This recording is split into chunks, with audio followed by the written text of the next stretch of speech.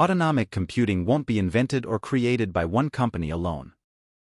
That's why IBM's technical community proposed in 2001 that this new realm would become the next great technical challenge for the entire IT industry.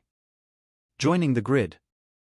So far, the Internet and its communications protocols have enabled computing systems that were once self-standing, whether you're talking about PCs or data centers, to share information and conduct transactions. In effect, the first stage of the Internet revolution allowed computers to talk to one another. What's going to happen next, based on yet another set of GORPy protocols, will allow networks of computers actually to work with one another, to combine their processing power, storage capacities, and other resources to solve common problems. This kind of massive, secure infrastructure of shared resources goes by the name grid computing. Like many of the mainstream commercial aspects of information technology, such as the Internet itself, grids are taking off first in the scientific, engineering, and academic communities in areas such as high-energy physics, life sciences, and engineering design. One of IBM's first grid projects was done with the University of Pennsylvania. It's designed to allow breast cancer researchers all over the world to collaborate on applications that will compare mammograms of the same woman over many years, leading to much more reliable detection and diagnosis. The next utility put all of this together: the emergence of large-scale computing grids, the development of autonomic technologies that will allow these systems to be more self-managing, and the proliferation of computing devices into the very fabric of life and business, and it suggests one more major development in the history of the IT industry. This one will change the way IT companies take their products to market. It will change who they sell to and who the customer considers its supplier.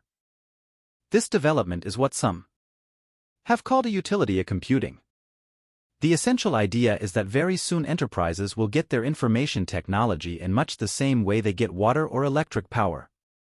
They don't now own a waterworks or power plant, and soon they'll no longer have to buy, house, and maintain any aspect of a traditional computing environment. The processing, the storage, the applications, the systems management, and the security will all be provided over the net as a service, on demand.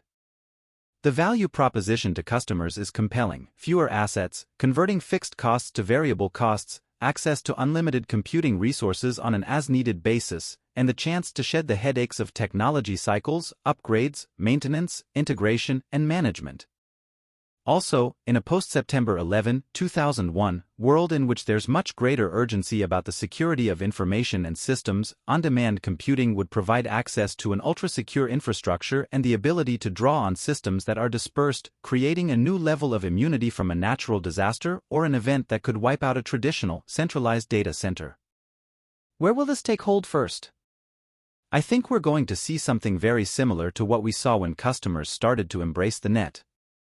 Many of the first implementations were for internal or intranet applications. In the case of on-demand computing, the ability to draw on a lot of existing resources plays directly to customers' questions about how to utilize fully all of their existing IT investments. Rather than rolling in another piece of hardware, buying a bigger database or more storage, customers could have a new way to leverage their existing resources. The outer limits.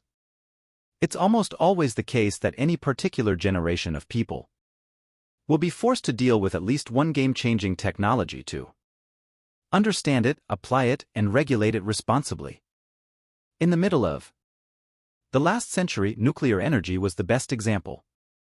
The current generation, on the other hand, will deal with not one but two game-changing scientific developments.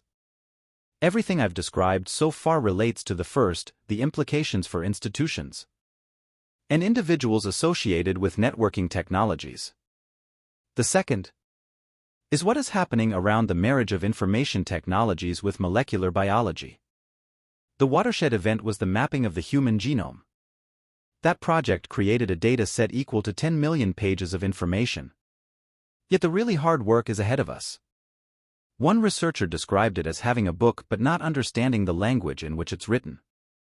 Deciphering it is expected to require analysis of data sets at least 1,000 times larger than the mapping project itself, another 10 billion pages of information. It will be worth the effort.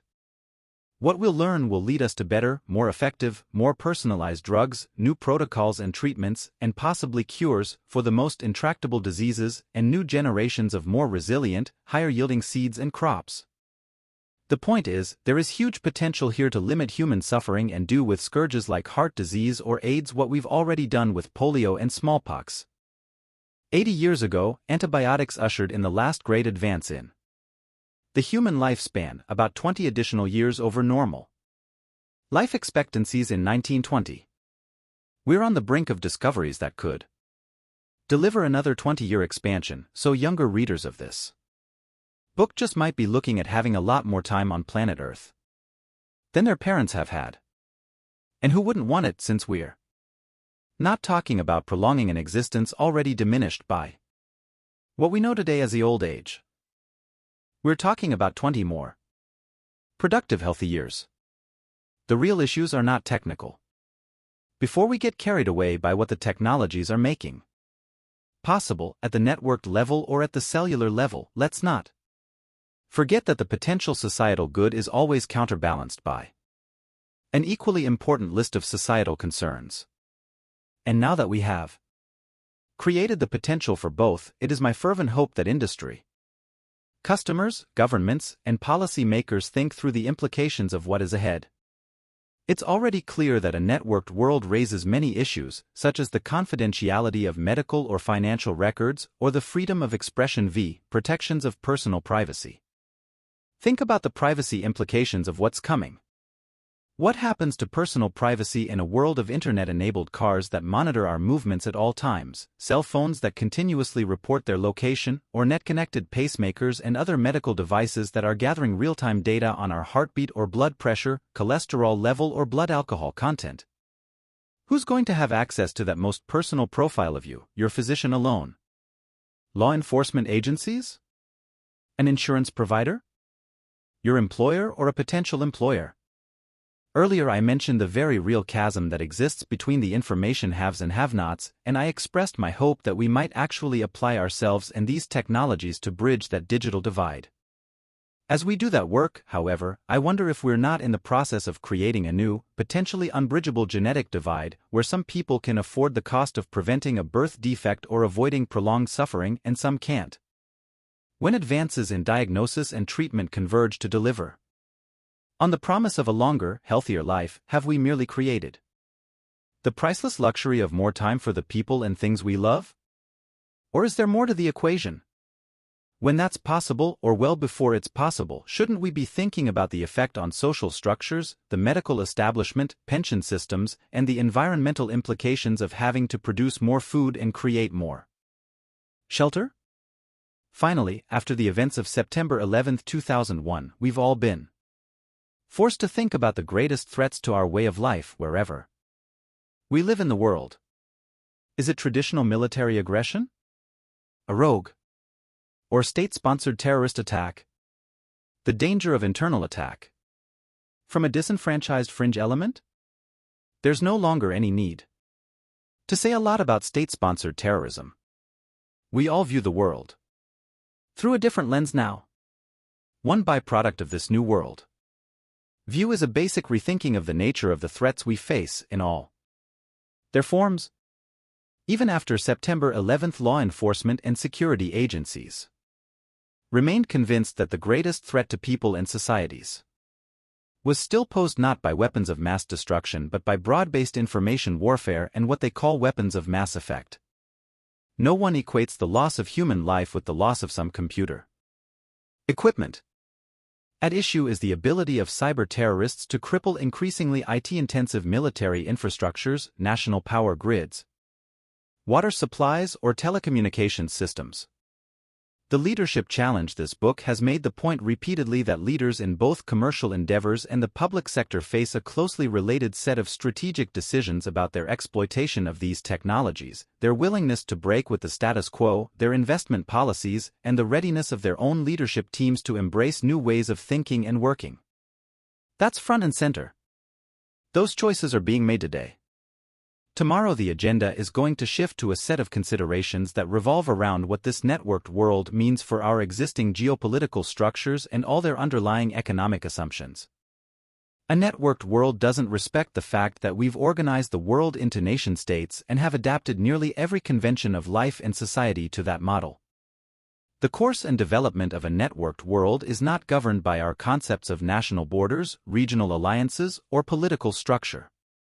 It's already dissolving many of the barriers that have historically separated peoples, nations, and cultures. And I believe it will drive a concomitant set of challenges to the ability of political institutions to control the most important thing they have always controlled: their citizens' access to information, education, and knowledge. In the process, we may see a shift in the way democracies behave. How will governments arrive at workable policy frameworks in this globally, politically, and culturally connected world? On the issue of personal privacy, the European Union has a policy framework that's different from that of the United States, and both are markedly different from the Chinese approach.